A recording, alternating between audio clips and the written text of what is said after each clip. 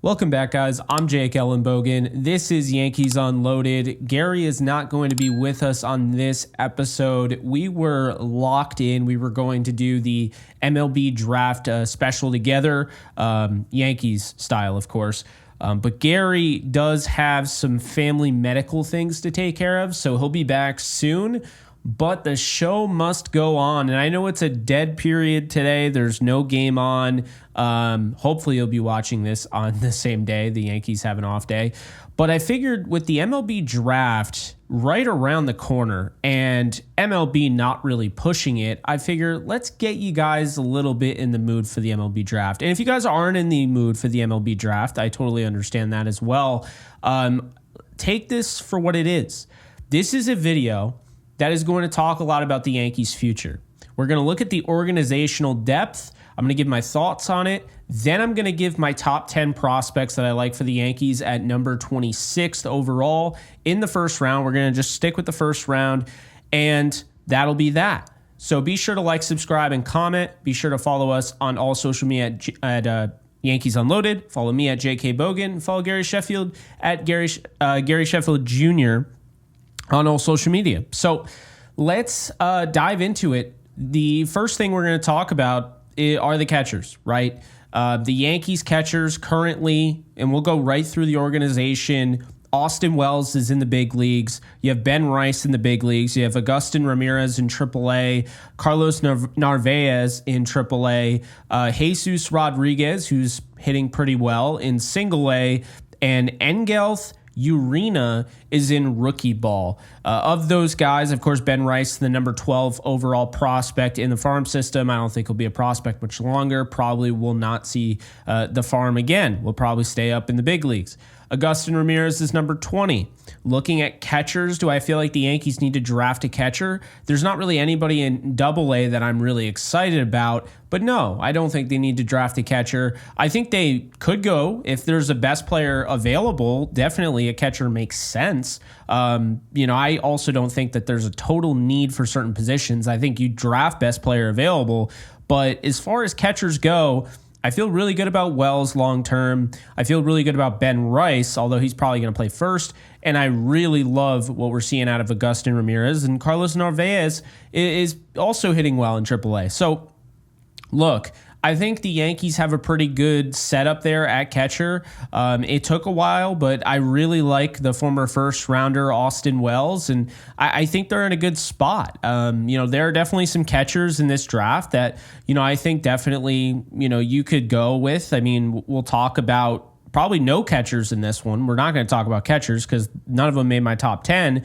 But if you want to take a catcher, you have Malcolm Moore from Stanford, a 20-year-old. You have Walker Janik from Sam Houston, a 21-year-old. And then, of course, you have, Caleb Lomavita from California, which is a 21-year-old as well. So looking at catchers, I mean, there are plenty around that same spot the Yankees would be picking, but I don't think that they'll go that direction. I don't think they should. We move on to first base, and you got Ben Rice at first base, of course, number 12 overall prospect, Oswaldo Cabrera. Then you have TJ Rumfield, who I've brought up. He's hitting .292 in AAA, and Tyler Hardman, who was a former high pick in AA. He's the 25th overall prospect. I didn't mention Rizzo or any of those guys because we're just talking about long-term. We're talking about, guys that we know either are prospects or were just prospects or really young in the majors. That's what we're talking about. I like the organizational depth at catcher. First base could be better. However, there's not a ton of great first basemen to draft. There are a lot of guys like, I think, and we'll get to, obviously, the guys, but I think you look at Tommy White, third baseman at LSU. He'll be on the list. We'll talk about him in a little bit, but he's somebody that might have to move to first. So you talk about organizational depth there, that would add to it. But I think the Yankees have their first baseman of the future in Ben Rice. I don't think they need to hurry up and draft a first baseman. I really don't. Now, second base, and these are all going to pretty much align for the most part, second, third, and short, aside from a little bit. But second base, Oswaldo Cabrera at, in the big leagues, of course. No mention of Gleyber Torres because he's in, a final year of his contract, and he's not exactly still young. I mean, he's in his prime, but he's not young like some of these other guys. Caleb Durbin, AAA, currently on the IL. Jorbit Bibas, the AAA player that we keep talking about, number 15th overall. Oswald Peraza, AAA. Jeter Downs, AAA. Benjamin Cowles, AA, 29th currently, top prospect for the Yankees. George Lombard Jr., last year's first-round pick, a prep guy, single A currently. He's the number 6 prospect in the farm. Roderick Arias, who's also with him in that same on that same team in single A. He is the number 4th overall prospect in the farm. Rock Reggio is also in single A, 18th overall prospect. Jared Cerna is hitting the cover off the ball, also in single A, 19th prospect. And Manuel Tejada, who is also in single A, actually the same age as Arias, and he's hitting much better. He's in the 300s, so keep an eye on Manuel Tejada. But looking at this, I mean, second base and third base are going to be pretty much the same, except you add Tyler Hardman to the third base side. And then shortstop is going to be pretty much the same, except you're taking away, one of those guys, and we'll just say Vivas, and you're adding Alexander Vargas, a AA player. So looking at the depth that they have in the infield, I think right now, long term, there's no definitive answer. I'm very high on Caleb Durbin because people have compared him to Jose Altuve, and when you watch him, he just gets on base. It doesn't have to be pretty, he just gets on base. And, he was hitting 299 before he got hurt. Then you have Bibas, who's really playing well as of late, but he hasn't gotten any opportunities, so we don't know for sure. You have Peraza, who they've pretty much just given up on without actually telling us. Jeter Downs is playing well, but he's not getting an opportunity. Then you have Roderick Arias and George Lombard Jr., who could very well be traded at the deadline. But they really like Lombard Jr. That was a guy that they really wanted last year. 3 of the last 4 drafts, they have gone and drafted guys out of college. Lombard Jr. was not that. He was a prep kid, 18 years old. So they went that direction for the first time in the last 4 years. Will they go back to the prep, or will they go with a college athlete? To me, I think they go the college route, but we'll get to that in a little bit. Talking about the organizational depth, though, I think the Yankees have potentially their catcher of the future in Austin Wells.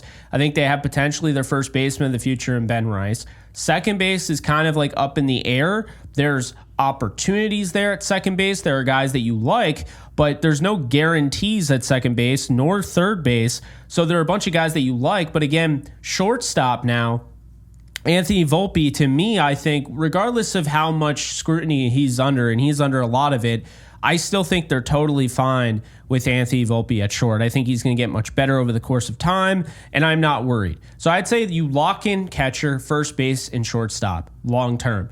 They have plenty of guys that you can feel excited about. They have some guys that you can feel optimistic about. One of those guys that you can feel excited about is Lombard Jr., because I think he's got a really high ceiling. He's not hitting extremely well right now. He's also still very young. Same thing with Arias. Same thing with Manuel Tejada, who's actually hitting very well. So keep an eye on him. Again, not really talked about, but Manuel Tejada is a guy to keep an eye on. Jared Cerna is also, like I said, hitting the cover off the ball. And then you have guys like TJ Rumfield, who may never get called up, but he's hitting 292. So moving on to the outfield here because I want to set the whole table here, let you guys know where the Yankees are at as far as organizational depth. And you look at the outfield, Jason Dominguez, you feel great about long-term as long as he could stay healthy. Number 1 prospect. I don't look at him as a prospect, but he's the number 1 Yankees prospect right now. You have Everson Pereira, who's number 5. I don't feel great about him. I like him. And I really like him, but he got hurt again. The Yankees seem really reluctant to give him an opportunity in the big leagues. So he's in AAA, and he's also hurt. I think he's going to get traded away probably at the deadline. Oscar Gonzalez is a potential call-up option later in the year, AAA, but long-term, not really. Brandon Lockridge, same thing, 27 years old, same age as Gleyber Torres. Is he, a long-term fit? I don't really think so. He could be called up, though, in a pinch. Taylor Trammell, same thing. Then you have Spencer Jones in AA, number 2 prospect. In my opinion, he's the number 1 prospect, and he should be. You feel really good about him long-term, and Jason Dominguez. Outfield looks good, but I would not be against them going after another guy. Elijah Dunham is back in AA, and he's hitting well. But long-term, where are you on Dunham? I don't think he's going to necessarily crack the roster. Jay Savina, he's hitting well in single A, 28th overall prospect. And, and Manuel Tejada can also play in the outfield, as well as the 2 rookie ball guys who they're very high on. Brando Maella from the international, of course, free agency, 9th in the farm system. Francisco Velorio, who was just picked up in the past, international free agency period. He's 14th. And then Anthony Hall is also in rookie ball, a former draft pick, a top 3-round draft pick recently, is 26th. You look at the pitchers, and then we'll get right into my top 10. But the pitchers right now in the farm system, AAA will start Will Warren, number 7. He is getting better and better. So the hope is that he can really get comfortable again, and maybe they can call him up. Clayton Beeter in AAA, they've really turned him into a starter. Thought that he could be a bullpen guy, but I'm glad that they're trying to stretch him out. Yoendris Gomez, we already saw, 17th overall prospect in AAA. We saw him in the big leagues come in and throw 5 out of the bullpen scoreless. So, that was interesting there. Jack Neely, another AAA guy, 24th overall prospect. You have Chase Hampton. I like him long-term more than anybody, as long as he can stay healthy. Number 3 overall prospect out of AA. Brock Selvage is number 10th out of AA. Zach Messinger is 21st out of AA. Tristan Vreeling is 22nd out of AA. Danny Watson is 27th out of AA. Then you have single A. Kyle Carr is 11th. Cade Smith is 23rd. Justin Lang is 30th. You have Henry Lillane in rookie ball, who's the 8th overall prospect. And then Carlos LaGrange, who they are very high on, has great stuff, 16th overall. And then Xavier Marte is a name to look out for, very similar to Manuel Tejada, guys that aren't listed on that top 30, but very well could be sooner than later. So the Yankees' first-round history, 3 of the last 4 picks, like I said, have been college prospects. George Lombard Jr. last year out of high school, shortstop. 2022, of course, was Spencer Jones. I don't have to tell you how I feel about Spencer Jones if you've been watching this show. Trey Sweeney was in 2021. He was traded to the Dodgers. Then you had 2020, Austin Wells out of Arizona, catcher. 2019, Anthony Volpe out of high school, shortstop. Anthony Siegler, catcher / second baseman out of high school. He's playing second base right now, and I don't know if he's ever going to see the big leagues, unfortunately. Clark Schmidt back in 2017, drafted out of South Carolina, right-handed pitcher, of course. And he's had himself a pretty good career. It took him a little bit, but you definitely see the reward there. Blake Rutherford, high school outfielder, they traded him away in the White Sox deal. James Caprillion, they also traded him away. He's out of UCLA in 2015. The Yankees did not have a 2014 first-round pick. And then in 2013, they had Eric Jagiello, third baseman from Notre Dame. Aaron Judge, outfielder from Fresno State. And Ian Clarkin, left-handed pitcher out of high school. We all know how Aaron Judge did. So let's dive into, all these guys. Because, look, I think this draft has a lot of potential, I think, at least in the first round. And I only really looked at the first round guys. And I just continue, and I was going to bring it up last night on the show, but I figured I'd wait. I just continue to really like what I've seen out of Dakota Jordan. Okay, I've been watching Dakota Jordan. I love his, I get why people say he has the best bat speed in this entire draft. He's my number 1 target for the Yankees, 21 years old, 6 foot, 220, big fan of his, 34th overall prospect according to MLB.com. I was reading about him further, and I think a lot of scouts kind of held it against him that he really wanted to play football. So there's that. He's a right-handed bat, hit .336 and 30 home runs in 2 seasons. He improved his pitch recognition discipline over the course of time. He still chases pitches outside the zone. He has a 29% K rate, which is an issue.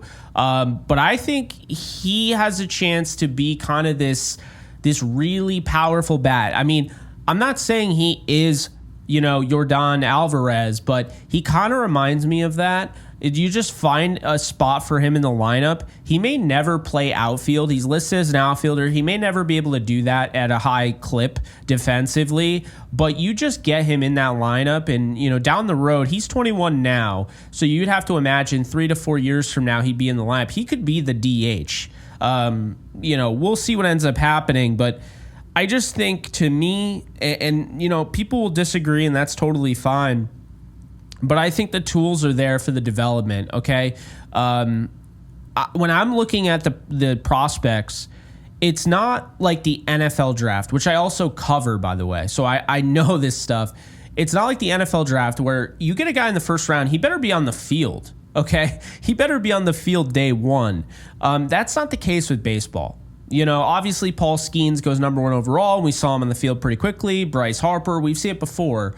But guys going really early in the first round, not 26th. So the Yankees, being in a 26th spot, are likely going to get a really good player that teams don't think will sign with them, will fall down to 26, and the Yankees will take a flyer. Or they're getting a player that was really highly rated early on in the process. Now analytics have had him get overshadowed. That's the problem with analytics. Injuries, things like that. So the Yankees, and they've done this before. Lombard Jr. wasn't supposed to fall there. Spencer Jones wasn't supposed to fall there. So it happens. They've been in position where they've had a guy just fall in their lap, Aaron Judge. And to me, I feel like I'm not comparing Dakota Jordan to Aaron Judge at all. But what I'm saying is a guy like Aaron Judge that has that power and has, and he had that power back in the day. Let's not pretend Fresno State didn't have that power, but they were worried about his strikeouts. And my thing is, okay, strikeouts, can be a problem, but when you have that much power, those are tools I can use to mold. And when you're talking about a sport and a league in which you have a developmental league that goes about, you have 5 different developmental teams because you have high A, single A, double A, triple A, and then whatever else you have after that. It's just weird to me that you wouldn't take just the best tools and try to make it work. If you don't believe in your scouting department, or not your scouting, but your development, then that's one thing. But I think Dakota Jordan would make a lot of sense for the Yankees. I think he's somebody to look for. I think he's going to be very flashy in the exit velo. And, it's a team that, organization that really focuses on analytics. So I think that they will probably give him a run. And if I'm going to make any sort of declaration, prediction, whatever, I think he ends up as the Yankees pick at 26. I do. And by the way, I'd pick him at 26 if he was there over everyone else on this list. Nothing else really goes in order. I just, have 10 guys, but he would be number 1 for me. So number 2 here, you have a switch pitcher. You've probably heard of him before, Jurrangelo, and I'm totally going to butcher this. Jurrangelo Sigintji, also from Mississippi State. So they're churning out 2 first-round picks for sure. Another 21-year-old, 5'11", 200 pounds. Again, switch pitcher, like you've probably heard of. 25th overall prospect, according to MLB.com. This is somebody that was compared to Marcus Stroman by MLB.com. But the thing about him, and this is interesting, right? Switch pitchers sound great, right? Because, ultimately, switch pitcher, you could be like, oh, I can get a perfect matchup against this guy and this guy. And, but what is not accounted for when you're thinking about it, because you might not think about it instantly. And it took me a little bit, and then I realized when I was looking at the scouting reports that MLB.com put out, it makes a lot of sense. So the scouts call him right-handed. Okay, when he's pitching right-handed, he's Marcus Stroman, which means he can be a third or fourth starter in a rotation. That's his potential. However, he's considered just a guy in the bullpen as a lefty. The irony is that he's a natural lefty that learned how to throw right-handed to match his father back when he was 6 years old. So it's just worked out for him. He had 113 strikeouts in 90 innings. His stuff when pitching right-handed is just so much better than his natural left-handed, which is bizarre. He has legit heat on his fastball at 98, and he's got long-term starting pitcher upside. So that's Jurangelo Sejintji. Again, sorry if I butchered that, but he's intriguing. He's been connected to the Yankees. I wouldn't be surprised, but if he goes to the Yankees, he's not going to be a switch pitcher. To me, that's gimmicky. I'm not hating on him. I think it's actually kind of cool, and it's something you do in college, but even he, at some point or another, even against lefties, was going up there and throwing righty towards the end of the year because I think coaches picked up pretty quickly he's a better right-handed pitcher than a left-handed. But if he were to somehow make that work someday, that would be quite the asset. Anyway, we move on. I do really like him, and I think he's an option there at pick 26. Number 3 here, infielder Kalen Culpepper out of Kansas State, 21 years old, 6 foot, 185. Went from third to short this past year. MLB.com has him as the 31st overall prospect. He's a right-handed bat with good bat speed and a great overall approach. Makes good contact, can hit it all over the field, so he's not going to be somebody that just pulls it every time. The scouts think he could be a Gold Glove third baseman, but he was moved from third to short. I find that intriguing because right now the Yankees don't know who their third baseman in the future is going to be. Okay, maybe Arias, maybe Lombard Jr., maybe B-Boss. Who knows? No one knows. Culpepper's 21, so it would be 2 to 4 years that we would see him up there. And I think the Yankees could, potentially have him at third. Now, here's the issue. He's not going to hit a ton of home runs. And typically speaking, third is a premium offensive position. You want guys hitting at least 25 to 30 homers. You want guys with power. So if that doesn't bother the Yankees, well, he can steal bases and has a plus arm and could be a Gold Glove third baseman and be a good contact bat. So if they're not against that, I think he makes a lot of sense as well. So that's Kalen Culpepper. Number 4 is William Schmidt from Catholic High School in Los Angeles. He's committed to LSU. So let me start off by saying this. He is right now the 16th overall prospect according to MLB.com. He's going to be very tough to sign. So there is a risk taking him. If he falls to 26, that could very well be because a lot of people don't think that he's going to sign.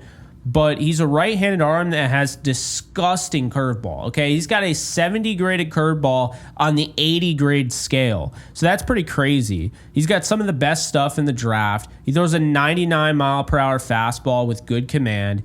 And he's likely not going to fall this far even still. But if he's there, the Yankees, they gave up quite a bit as of late. They traded away Wisniewski, right? They traded away Thorpe. Drew Thorpe was not that long ago, was a second round pick. They traded him away. He was in the Spencer Jones draft. So they traded away Drew Thorpe. They're a little bit behind the 8 ball. Right now, their number 1 prospect, pitching prospect, is Chase Hansen, right? So, Chase Hampton, excuse me. So Chase Hampton's their number 1 pitching prospect, and he's in rookie ball trying to get healthy. And then you have Will Warren, who he doesn't look like somebody that's going to emerge as like an ace or anything like that. So I could see them going the Schmidt route. They do have younger pitchers as well. I mean, we talked about it going back to it. You have Kyle Carr, who was recently drafted. He's the 11th overall prospect. He's in single A. You have Cade Smith in single A, Lang in single A. Then double A, you have Danny Watson, Vreeling, Messinger, Selvage. Hampton will be when he's healthy. And then you have Neely, Gomez, Beater, and Warren in triple A. This is not a great bunch of pitchers. It's solid. It's not great. They've had better. I wouldn't be surprised if they went after a pitcher. I think a bat could help. but I would not be surprised based on their organizational depth right now at pitcher. I wouldn't be surprised they went with Schmidt here, 18 years old. The ceiling is disgusting. I mean, his curveball is absolutely disgusting. And if there was never any sort of doubt that, he could sign, I wouldn't be surprised if he goes in the top 10. But with that said, number 5, and this is what I mean by it's not in order. Number 5, Brody Brecht out of Iowa, I think is even better. I think he's much better. Okay. This is the thing. If you believe in your development team, then you go and if this guy's there at 26, you take him. Iowa arm, he's 6'4", 235, 21 years old, right? He's compared to Paul Skeens right now. Now, Paul Skeens went number 1 overall. Paul Skeens is the greatest thing since sliced bread currently. Just went to an all-star game, and he just got called up this year. He has a 70 graded fastball and a 70 graded slider out of the 80 grade scale. He throws 100 plus on his fastball. He's MLB.com's 21st overall prospect. He's a right-handed arm who initially planned on playing receiver at Iowa for football, and that's what scared off scouts, and it's why he's falling all the way to 21. He could probably be higher. His command, though, is also a big thing, okay? His command is an issue. It's why he's not going in the top 5, despite the fact he's got maybe the best stuff in this draft. The control issues, in my opinion, are what allows a team like the Yankees to even have a chance of picking a guy like this at pick 26. So Brecht could be an option here. And to me, if the Yankees feel confident in being able to turn this kid around as far as control and all that, this is what you draft. You draft potential. You draft the best player available. This is not, again, the NFL where you're trying to get this guy on the field right away. This is somebody who you're drafting saying like, man, if he works out in 3 to 4 years, he is going to be an absolute stud. He's got disgusting stuff. What do you think is going to happen as he continues to get older and he grows into his frame? I mean, that's the thing. So I think Brecht makes a lot of sense. I don't know if he'll be there. I'm going to guess he isn't because the Dodgers and the Orioles pick before the Yankees. Seems like one of those teams would go after him, but it's worth mentioning. Number 6 is a guy that is being mocked to the Yankees left and right. That is Tommy White, the LSU first base, third baseman, 21 years of age, 6'1", 228, elite offensive college player hitting. He hit 362, 27 homers, and 74 RBIs in his freshman year at NC State before transferring. And he's MLB.com's 20th overall prospect. This is somebody who hit 75 home runs in his 185 collegiate games. And, right now, the Yankees not really knowing what they're doing at third base, he doesn't have the best glove. If he could stay at third and actually develop that glove, he could be in the big leagues in 3 years, maybe even sooner. And he could give the Yankees the most powerful bat they've had at third since Alex Rodriguez. So that's something to keep in mind. And it's something I'm very interested to see because I do think that, if they do get him, that bat is there, that production's there. We talk about it being, kind of a plus offensive position. So, that's what I would say with that. Then at number 7, you have outfielder Vance Honeycutt, the North Carolina outfielder. Now, he is probably he's one of the best prospects to ever come out of the school. 21 years of age, 6'3", 205, 22nd overall prospect according to MLB.com. Plus tools all over the board. Okay. He needs to cut down his strikeouts. He's got 60 power grades, 60 arms, 65 runs, 70 fielding. When you think about all those, you would think, this guy's probably a top 10 player, but he got a 40 grade for his hitting. And that is why he has a chance to fall down the board here to the Yankees. If they could get him going, he has a projected center field gold glove level potential there. He's got great power. And if he can get his contact there, this is somebody that was once rumored to be a top 5 pick before the season. So Vance Honeycutt, if he falls there, that could be an option there for the Yankees. Next up, we have Billy Amick from Tennessee, third baseman, 21 years old, 6'1", 220.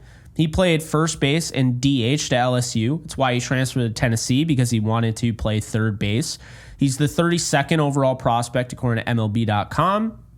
He has a 50 hitting grade, 55 power, 40 run, 50 arm, 45 fielding, and 50 overall. Consistent contact bat. Needs to stop chasing out of the zone, though. That's something that he does a lot. He's aggressive. He's got 25 homer potential. He could potentially stay at third, and if he does, he's going to be a very quality glove. And again, we talk about with the Yankees, what are they doing at third? This could be an opportunity there. He's not overly athletic, though, so if you want a really athletic third baseman, Amick is not going to be your guy. Next up, and we have the last two here, Seaver King from Wake Forest, third base outfielder, 21 years old, 6 foot 195, transferred from Wingate College in D2, had a 47-game hitting streak while there. MLB.com graded him as the 17th overall prospect in this draft. He's a no-nonsense type of guy, always trying to put the ball in play, doesn't have a ton of power. He's probably tapped out at probably 15 home runs a year, but, he's a good hitter. He's got very much plus run grade, plus fielding, plus arm, all of that. 55 overall grade, which is very good. He's very, very unlikely to be there at 26 for the Yankees. But stranger things have happened. I never in a million years thought that Aaron Judge was going to fall to the Yankees. I didn't think the Yankees would pass him up to draft Eric Jagiello. So I was very happy that he fell into their lap with their, third pick. So there's that. Last but not least, you have the 10th prospect in this list, but again, this doesn't go in any sort of order. Ryan Waldschmidt from Kentucky. Okay, this is an outfielder. He's 21 years old, 6'2", 205. He tore his ACL in 2023. That obviously wasn't great, but he was MLB's 23rd overall prospect. And since returning from the ACL, he's been excellent. Scouts are raving about him. It's why he has first round buzz. It's why he's worked his way up the rungs. Waldschmidt is one of the best bats in the entire draft. He makes great contact. He stays patient, and he's not chasing out of the zone, and his exit velo is crazy. He's faster following the recovery of his ACL. He's not a great fielder, though, and he may struggle finding a spot for him. But ultimately, his bat is very good. It's very consistent and would really help any sort of lineup whenever he gets called to the show. So those are the 10 guys. Now, again, I didn't change my opinion. I've said it for a little bit now, if you've been on Twitter. Dakota Jordan out of Mississippi State, outfielder. I understand some people will push back and say, why outfielder? You have Spencer Jones, you have Jason Dominguez. At this point in time, you can never look at these guys as this guy, you're going to pencil him in as a starter down the road. You're just trying to draft the best players available. You're trying to draft the potential. You want to hope that these guys eventually get an opportunity, but if not, keep in mind a lot of these guys end up being trade bait. So I would say Dakota Jordan with that home run potential, with the pitch recognition, discipline improving, which that power. I mean, I understand the K rate's scary, but I definitely, the bat speed being the best in the class, I would definitely be all over Jordan at 26. There's plenty of other guys. Again, I really do like this list that I put together. I'd be fine with any of these 10 guys. Dakota Jordan would be my number one. And then after that, I'd have to think about it. I think right now, Dakota Jordan would be my priority. And then I think number 2 would be Brody Brecht. Big fan of the Iowa pitcher. I mean, the guy is throwing, 70 graded fastballs and curveballs and, all that. Slider. 100 plus on the gun. Comparing him to Paul Skeens. I mean, I'm not doing that. The scouts are doing that. And then Kalen Culpepper, I'm a big fan of as well. I like Gerangelo, who's the switch pitcher, but I also think the switch pitcher thing is gimmicky, and I think, even he's starting to feel that way. William Schmidt, I just don't see him being there, but he's got some great stuff. And ultimately, I just think there's a lot of different ways that they could go. So I'm not going to have really any issue if they get any of these top 10 guys. The Yankees normally draft pretty well. Considering who they get when they drop, obviously not everybody pans out. That's the way the MLB draft is. But based on the past, guys just falling into their lap, they normally just take the best guy that they want, the guy with the best tools, the guy that fell into their lap. They don't go crazy. They normally don't reach. They normally take the best player available. So I think that'll be Dakota Jordan. I don't really agree with him being the 34th player. I think MLB.com is a little low on him, but that's just me. Hope you guys enjoyed. Different episode. Just wanted to get something out there for you guys on this off day. And I wanted it to be the MLB draft. We were going to do it together, Gary and I. But unfortunately, like I mentioned, Gary is not available today. He'll be back soon. But I hope you guys enjoyed. Be sure to like, subscribe, and comment. And please leave below who you want the Yankees to draft in the first round.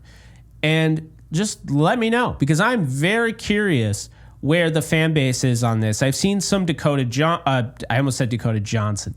I've seen some Dakota Jordan. I've seen a lot of Tommy White, and I know why, because Tommy White was mocked in a Bleacher Report mock draft, so I think a lot of people got excited for him. I've seen Vance Honeycutt. I've seen, I think ultimately, like I said, I really think they're going to take Dakota Jordan. But I wouldn't be surprised if they took Tommy White. I think they're going to prioritize power. I do. I think they're going to prioritize exit velo. I do. But at the same time, if they don't, and Brecht is there, I think he's a no-brainer if they're not prioritizing that. And I think Kalen Culpepper could be a great pickup as somebody that could potentially be the third baseman in the future. So those are my thoughts. Let me know in the comment section what you guys think. This has been a fun episode, but I definitely missed Gary on this episode of Yankees Unloaded. I will see you guys in the next video. Hopefully Gary will be with me, but if not, I will cover tomorrow, and Gary will probably be back by Wednesday or Thursday. So no worries, he'll be back. Don't worry about it. Be sure to subscribe, though. We're over 1,300 subscribers. Thanks to you guys. You guys have been excellent. So let's keep it rolling. Later, folks.